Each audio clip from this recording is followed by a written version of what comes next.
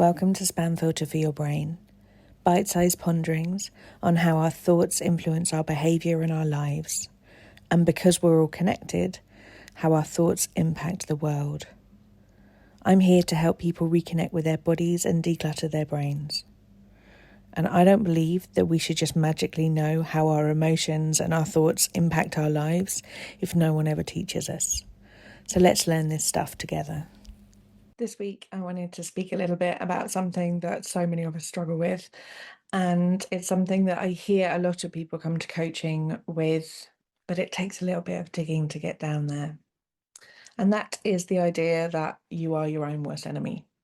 It's something that I think people say to themselves a lot when they notice that they're saying something unkind to themselves. And then they kind of just brush it off. They're like, oh, yeah, I would never speak to somebody else like that. And then move on as if that isn't the key crux of so much of the suffering that we navigate in our daily lives. And this week, I wanted to propose a few tiny disruptors that you can use to navigate around some of those voices that you might have been using against yourself, maybe your whole life, the things that you have said to yourself so often that it sounds like it's your voice.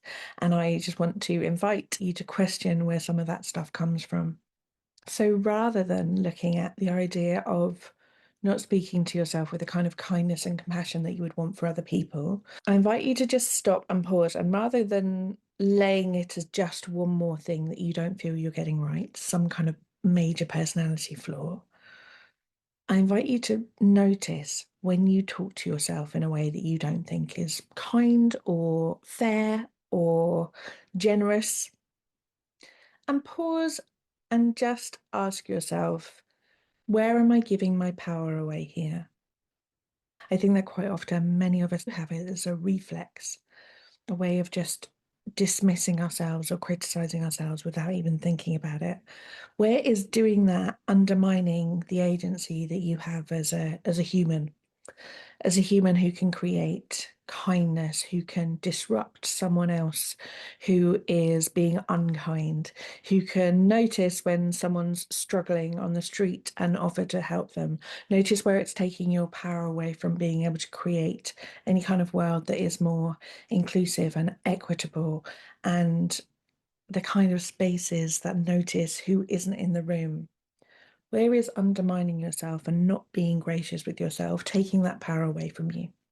And if that is something that's important to you, I then invite you to ask who is taking that power away.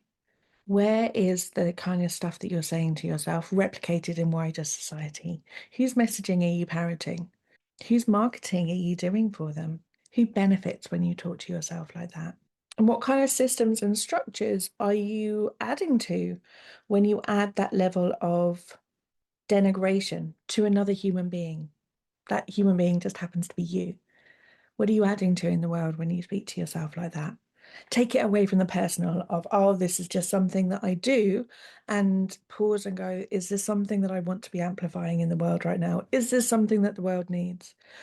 And I'm talking very theoretically, but the obvious one is body image for me. If you are saying horrible things to yourself in the mirror, do we really need more people who hate their bodies right now? Is that useful? Is that useful when there is so many really important issues that need our time and energy and heart?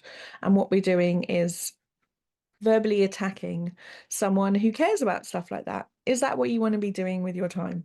Do you think that that is a good use of your heart and your energy? Because there are only so many hours in the day, my love. And you don't have to do that. We can choose something different. You thrive, more of us thrive when systems of oppression don't flourish. And currently, we are in an economy where many systems of oppression don't just flourish from our financial benefit, they flourish from our attention and from our energy and from us not questioning where we're parroting some of the things that we have been taught throughout our entire lives about how insignificant, how rubbish, and generally not good enough we are.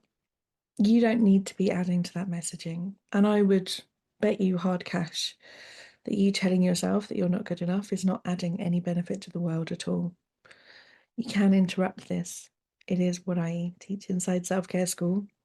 Teach some very simple methods for you to be able to notice this stuff, interrupt this stuff, and start to retrain your brain. And if self-care school isn't the right thing for you right now, that doesn't mean that you are excluded from this work by any means. But I also do know how long I wasted not thinking that this was possible for me to change the way that I spoke to myself, because I was secretly the terrible person who wasn't good enough. No one really knew quite how awful I am. And therefore, all of these promises that I used to hear about things that would work and would make a difference and would help, just like water off a duck's back to me, because people didn't secretly know how terrible I really was. And if any of that resonates with you, I invite you to just give it a go. Give it a go. There is a link in the show notes here to hop onto a free 15-minute laser focused coaching call if any of this stuff rings true to you, and if you just want to have a chat about how it might be really nice to just stop being quite so hard on yourself. If you would love that and you would like to look at bringing more kindness into your life, I would love that too. And the link is there. I hope that this idea of just checking in with yourself, is this helping the world? Is this building more of the world that I want to be creating?